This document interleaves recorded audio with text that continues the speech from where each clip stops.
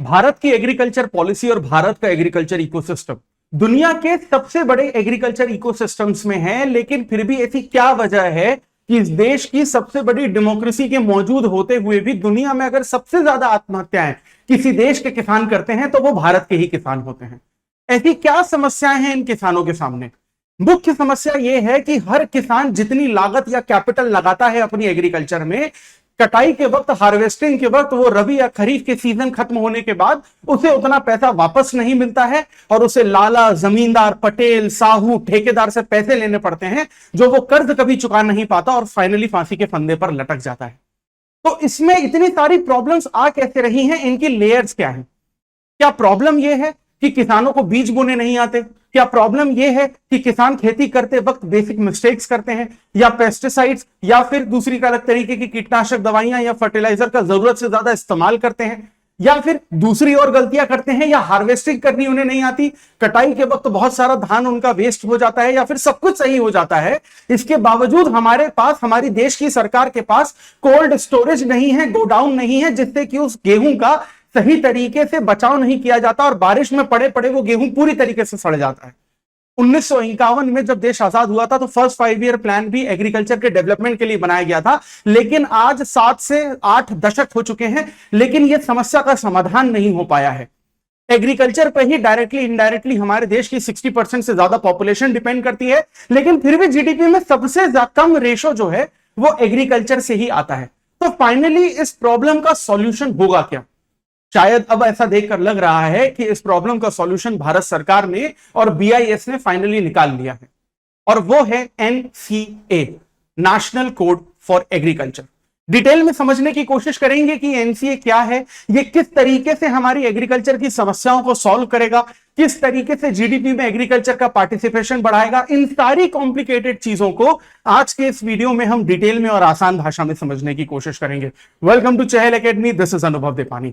तो देखिए, सबसे पहले हम लोग यहां पर यह समझने की कोशिश करते हैं कि भारत सरकार के द्वारा यहां पर एक एनसीए यानी नेशनल एग्रीकल्चर कोड को एस्टैब्लिश किया गया है, जो पूरी तरीके से बीआईएस के अंडर आ रहा है। बीआईएस ने बेसिकली ये कहा है कि एग्रीकल्चर से जुड़ी सबसे बड़ी प्रॉब्लम जो है भारत में, वो ये है कि एग्रीकल्चर का कोई एसओपी नहीं है, स्टैंडर्ड ऑपरेशनल प्रोसीजर नहीं है। यानी कि अगर एग्रीकल्चर को आप किसी चेन या श्रृंखला में इमेजिन करें तो 1 से लेकर 100 तक अलग अलग स्टेप्स होते हैं एग्रीकल्चर में, जिसमें पहले जमीन की प्लफिंग की जाती है, सॉइल देखी जाती है कितनी अच्छी है, इरिगेशन का इस्तेमाल किया जाता है, बीज बोए जाते हैं, लगातार उसकी सिंचाई की जाती है, उसमें पेस्टिसाइड्स डाले जाते हैं, फर्टिलाइजर डाले जाते हैं, खेती का, किसान का, पूरे खलिहानों का ध्यान रखा जाता है, और जब 5 से 6 महीने सीजन में पूरा का पूरा धान या अलग अलग अनाज उग जाते हैं तो उसकी कटाई की जाती है, उसे गोडाउन में रखा जाता है, फिर उसको सरकारी मंडियों में बेचा जाता है। यह पूरी की पूरी चेन होती है। लेकिन अगर इस पूरी की पूरी चेन में किसी एक जगह पर भी एक छोटी सी भी गलती हो जाए तो वो सीजन का जो खेती है वो पूरी तरीके से बर्बाद हो जाता है। किसान का जो फाइनेंशियल लॉस होता है वो अलग, वो आत्महत्या करता है वो अलग, इंडिया में फूड सिक्योरिटी की प्रॉब्लम आती है वो अलग, और उसको सॉल्व करने के लिए सरकार पैसे अलग से डालती है, तो सरकार को जो फाइनेंशियल डेफिसिट होता है वो एक अलग प्रॉब्लम है। इन सारी की सारी प्रॉब्लम का सिर्फ एक ही समाधान दिया है बीआईएस ने और इंडियन गवर्नमेंट ने, वो है नेशनल एग्रीकल्चर कोड। समझने की कोशिश करते हैं कि ये जो नेशनल एग्रीकल्चर कोड है, जो हमारे एग्रीकल्चर के सिस्टम में जितनी भी कमियां हैं, जितनी भी शॉर्ट कमीज हैं, जितने भी एयर गैप्स हैं, उसको किस तरीके से यहां पर फुलफिल करने की कोशिश करेंगे। Let's basically understand. लेकिन उससे पहले हम लोग यहां पर यह समझते हैं कि बीआईएस जिसने ये एनएसी लॉन्च किया है, बीआईएस का मतलब क्या है। देखिए, बीआईएस जो है एक नेशनल स्टैंडर्ड बॉडी है इंडिया की, जिसे बीआईएस एक्ट 2016 के तहत यहां पर एस्टैब्लिश किया गया था। और जब भी किसी भी तरीके का डेवलपमेंट किया जाता है तो उसका क्या बेंचमार्क होना चाहिए, उसका क्या स्टैंडर्ड होना चाहिए, ये बीआईएस बेसिकली तय करने की कोशिश करता है। उदाहरण के तौर पर आपने आईएसओ सर्टिफिकेट्स का नाम सुना होगा, जिसे हम लोग इंटरनेशनल ऑर्गेनाइजेशन फॉर स्टैंडर्डाइजेशन कहते हैं, या आईईएस जिसे इंटरनेशनल इलेक्ट्रॉनिकल कम्युनिकेशन के नाम से जानते हैं, जो आपके ministry of consumers and food and public distribution के अंडर आता है। तो इस तरीके के जो स्टैंडर्ड वाले आईएसओ सर्टिफिकेट होते हैं वो बीआईएस के द्वारा दिए जाते हैं। और बीआईएस ने यह कहा है कि अगर एग्रीकल्चर की ग्रोथ करनी है इस देश में, तो इसका मतलब है कि इसी तरीके का जो स्टैंडर्डाइजेशन है वो एग्रीकल्चर में भी आना चाहिए। बैंकिंग सिस्टम अगर एक ऑर्गेनाइजेशन से चलता है, एक ऑर्गेनाइज तरीके से चलता है, एजुकेशन इंडस्ट्री अगर एक ऑर्गेनाइज तरीके से चलती है, स्टील पावर प्लांट अगर एक ऑर्गेनाइज तरीके से चलते हैं, तो एग्रीकल्चर क्यों एक ऑर्गेनाइज तरीके से नहीं चल सकता?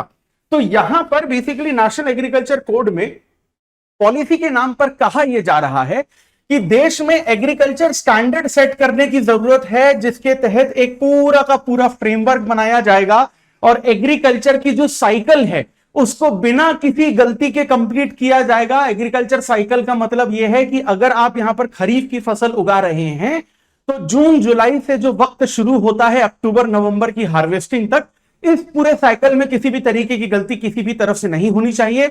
रबी की फसल अगर आप उगा रहे हैं तो अक्टूबर नवंबर से लेकर मार्च अप्रैल तक के पूरे साइकिल में किसी भी तरीके की गलती नहीं होनी चाहिए। इस एनएसी में बेसिकली फार्मर्स को भी इंक्लूड किया जाएगा, एग्रीकल्चर यूनिवर्सिटीज को यहां पर ट्रेनिंग दी जाएगी, ऑफिशियल्स जो हैं यहां पर इंक्लूड रहेंगे, यानी जितने भी लोग होते हैं खेती के लिए, यानी कि किसानों को सिखाया जाएगा ग्रास रूट लेवल पर प्रैक्टिकल के द्वारा कि आपको खेती किस तरीके से करनी चाहिए, आपको क्या गलतियां इग्नोर करनी चाहिए।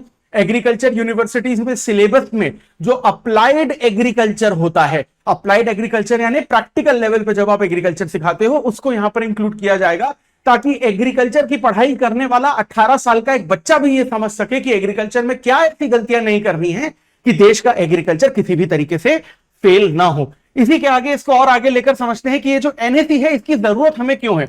देखिए, जरूरत हमें इसीलिए है क्योंकि 70-80 साल हो चुके हैं लेकिन एग्रीकल्चर पूरी तरीके से फेल रहा है इस देश में। सबसे ज्यादा लोग खेती करते हैं, दुनिया की कोई भी ऐसी मिट्टी नहीं है जिस पर खेती की जा सके और वो भारत में पाई ना जाती हो, चाहे वो आपकी अलूवियल सॉइल हो, ब्लैक सॉइल हो, लेटेराइट सॉइल हो, येलो सॉइल हो, रेड सॉइल हो, सैंडी सॉइल हो, फॉरेस्ट सॉइल हो, हिली सॉइल हो, सब कुछ हमारे देश में है। मॉनसूनल क्लाइमेट तक हमारे देश में है। 12 महीने में से 9 महीने देश के अलग अलग हिस्सों में आपको कंटिन्यूसली बारिश देखने को मिलती है। इस दुनिया में जितनी नदियां नहीं हैं उससे ज्यादा नदियां हमें सिर्फ और सिर्फ भारत में देखने को मिलती है। हमारे पास ह्यूमिडिटी भी अच्छी है, टेम्परेचर अच्छा है, सब कुछ अच्छा है, फिर भी हम लोग फेल हो रहे हैं क्योंकि मैनेजमेंट की कमी है। इस मैनेजमेंट की कमी को पूरा करने के लिए, सॉल्व करने के लिए यहां पर हमें एनएसी की जरूरत है और इसी के तहत हम एक फ्रेमवर्क एस्टैब्लिश करेंगे और एक स्टैंडर्डाइजेशन जो है उसको लेकर आएंगे। अब ये समझते हैं कि एनएसी को जब इंप्लीमेंट किया जाएगा तो इसमें बेसिकली क्या क्या इंक्लूड किया जाएगा। देखिए, सबसे पहली बात तो यह है कि एग्रीकल्चर मशीनरीज को इसमें इंक्लूड किया जाएगा। जो ट्रेडिशनल तरीके से खेती कर रहे हैं उसमें बहुत सारी दिक्कतें आती हैं, समस्याएं आती हैं। एग्रीकल्चर मशीनरीज को इसमें इंक्लूड किया जाएगा। जो प्रोसेस है, पोस्ट हार्वेस्ट ऑपरेशन है, वो इसमें इंक्लूड किया जाएगा। उदाहरण के तौर पर अगर आप समझने की कोशिश करें तो ट्रैक्टर का इस्तेमाल प्लफिंग किस तरीके से करती है, cultivator, rotator, trailer, Balor, seed drilling, sprayer, power ट्रिलर, harvester, ये सारी की सारी चीजों का इस्तेमाल कब, कैसे, क्यों और कितना करना चाहिए, ये सारी की सारी चीजें हमारे एनएसी के अंडर आएंगी ही आएंगी।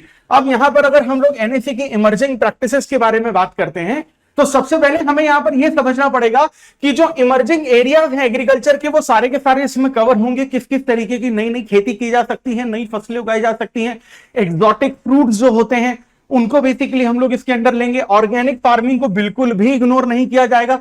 सिक्किम इकलौता राज्य है इस वक्त देश का जहां 100% ऑर्गेनिक एग्रीकल्चर होती है, लेकिन इस दायरे को और ज्यादा बढ़ाने की कोशिश यहां पर की जाएगी। आईओटी का इस्तेमाल किया जाएगा, internet of things of technology का इस्तेमाल किया जाएगा। जिस तरह 2002 में हम लोगों ने एग्रीकल्चर में बायोटेक्नोलॉजी और नैनो टेक्नोलॉजी को इंट्रोड्यूस किया था और येलो रिवॉल्यूशन लेकर आए थे दालों की खेती के लिए, पल्सेस के लिए, उसी तरीके की चीजों को यहां पर आगे बढ़ाने की कोशिश की जाएगी यहां पर। अब इसके अलावा जो जितने भी आपको मॉडर्न टेक्निक्स हैं वो सारे के सारे हम लोग एग्रीकल्चर में लाएंगे, लेकिन जो ट्रेडिशनल प्रैक्टिसेस हैं उसको भी हम लोग यहां पर बचाकर रखेंगे। एग्जाम्पल के तौर पर अगर हम लोग यहां पर एग्रीकल्चर कर रहे हैं तो हम लोगों को सबसे पहले यहां पर फील्ड मॉनिटरिंग करनी पड़ेगी कि जो खेती जिस जमीन पर की जा रही है वो सही है कि नहीं, उसमें कोई दिक्कत तो नहीं है, इरिगेशन कहीं कम तो नहीं हो रहा या फिर कहीं ज्यादा तो नहीं हो रहा। इसे हम लोग वाटर स्ट्रेस के नाम से जानते हैं। जो फसलें आप उगा रहे हैं उसमें किस तरीके के कीड़े लग जाते हैं, किस तरीके की बीमारियां लग सकती है, इसकी टेक्निकल डिटेलिंग दी जाएगी। किसानों को कैसे इसको सॉल्व करना है उसके बारे में बताया जाएगा। यहां पर बीज को कितनी दूर हमें यहां पर बोना होता है, यानी कि स्प्रेडिंग की बात की जाएगी। क्रॉप यील्ड एनालिसिस किया जाएगा कि आपका कितना क्रॉप उगना चाहिए था, कितना नहीं होगा, और जो उगा है उसकी सेहत अच्छी है या नहीं। पूरा का पूरा एग्रीकल्चर जो सॉइल आपका एग्रीकल्चर सिस्टम जो आपका देखा जाएगा उसका स्मार्ट डेटा एनालिसिस किया जाएगा। और हम लोग यहां पर यह भी देखेंगे कि जो आपकी मिट्टी है जिस पर आप खेती कर रहे हैं, क्या वो मिट्टी हेल्दी है या नहीं। अगर उसमें न्यूट्रिशन की कमी है तो पहले उसको न्यूट्रिशन से भरपूर भरा जाएगा, उसके बाद उसमें खेती की जाएगी। जैसे आप सॉइल हेल्थ कार्ड से भी इस स्कीम को कनेक्ट करके देख सकते हैं। लेकिन सॉइल हेल्थ कार्ड में दिक्कत यह है कि सिर्फ मिट्टी की बात की जाती है।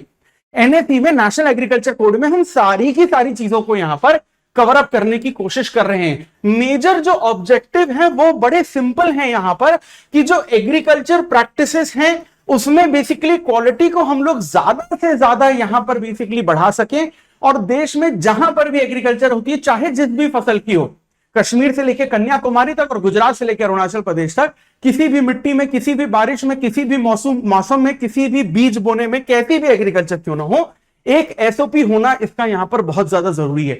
और इस बार सरकार बहुत ज्यादा सीरियस है, क्योंकि बहुत कम स्कीम्स में हमें ऐसा देखने को मिलता है कि सरकार यहां पर एक डेडलाइन तय करती है, और इसके इंप्लीमेंटेशन के लिए जो डेडलाइन है वो अक्टूबर 2025 जो है वो पूरी तरीके से यहां पर डिसाइड कर दी गई है। बड़ी बात यह है कि यहां पर सिर्फ किसानों को ही ज्ञान नहीं दिया जाएगा कि कैसे खेती सुधारनी है, लेकिन एग्रीकल्चर यूनिवर्सिटीज भी इसमें इंक्लूडेड होंगी, रिसर्च एंड डेवलपमेंट ऑर्गेनाइजेशन भी इसमें इंक्लूडेड होंगी, अलग अलग इसमें स्टूडेंट्स होंगे जिनके साथ सेमिनार्स किए जाएंगे। यानी 0 से लेके 100 तक हमको ये देखने को मिलेगा कि एग्रीकल्चर को हम लोग यहां पर बेसिकली पूरी तरीके से सक्सेसफुल बना रहे हैं। लेकिन सबसे ज्यादा जरूरी इसमें फिर से ग्रास रूट लेवल मैनेजमेंट आता है, कि आप इंप्लीमेंट उसको कैसे करते हो, जिसमें ट्रेनिंग और जो सपोर्ट स्टाफ है या फिर फार्मर्स हैं, इनका सबसे बड़ा रोल रहेगा। क्योंकि इससे पहले जब भी हम लोग किसानों को खुश करने की बात करते थे, हम लोग खेती बाड़ी को अच्छी करने की बात करते थे, वो 10 बाय 10 के एयर कंडीशन कमरों में बैठकर बात करते थे। इस बार ऐसा नहीं होगा। यहां पर जो साइंटिस्ट हैं, रिसर्चर्स हैं, डेवलपर्स हैं, वो खेत में जाकर एक्सपेरिमेंट करके दिखाएंगे किसानों को। जहां पर फसल उगती है उसी जगह पर जाकर गलतियां निकाली जाएंगी, और उसी जगह पर उसी वक्त आपकी जो गलतियां हैं वो सुधारी जाएंगी।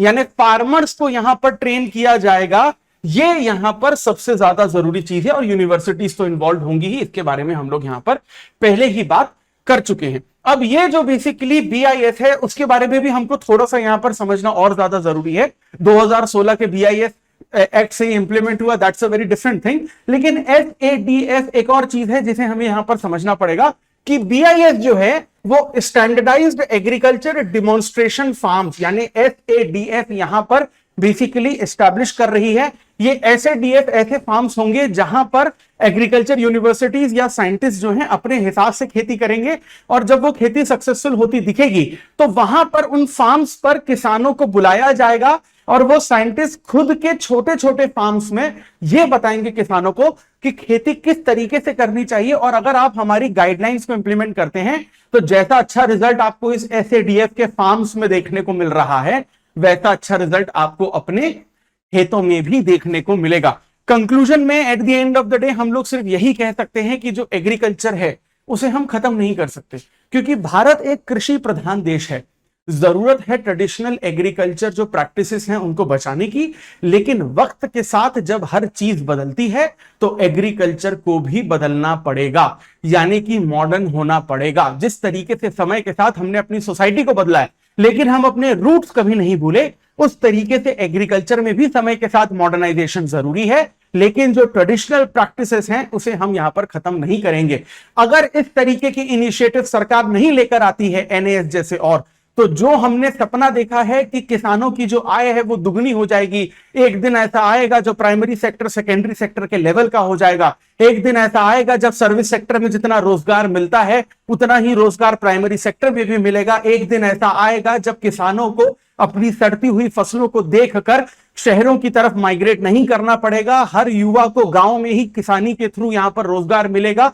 अगर ये सारे के सारे गोल हमें पूरे करने हैं तो इस एसओपी की, इस मैनेजमेंट की, इस एनएएस की, इस बीआईएस स्टैंडर्डाइजेशन की हमें सख्त से सख्त ज्यादा जरूरत है। अब देखने वाली बात यह है कि अक्टूबर 2025 में यह लागू होता है या नहीं, और अगर यह होता है तो कितना ज्यादा सक्सेसफुल होता है। आपकी इसमें क्या राय है सरकार के इस नए इनिशिएटिव पर? क्या यह वक्त पर लागू होगा, और लागू होगा तो कितना सक्सेसफुल होगा? और इसके अलावा सरकार को और कौन सी ऐसी चीजें हैं एग्रीकल्चर को सक्सेसफुली इंप्लीमेंट करने के लिए, कमेंट सेक्शन में जरूर बताइए। और इसी तरीके के अगर इंपॉर्टेंट और डिटेल टॉपिक्स को अगर आप आसान भाषा में समझना चाहते हैं जो आपकी यूपीएससी सिविल सर्विसेज एग्जामिनेशन की प्रिपरेशन को और आसान बना सकती हैं। So for that please stay tune to Chahal academy. इस वीडियो को ज्यादा से ज्यादा लाइक और शेयर करें and subscribe to Chahal academy. This is Anubhav Deepani. I will see you in the next video. Thank you very much.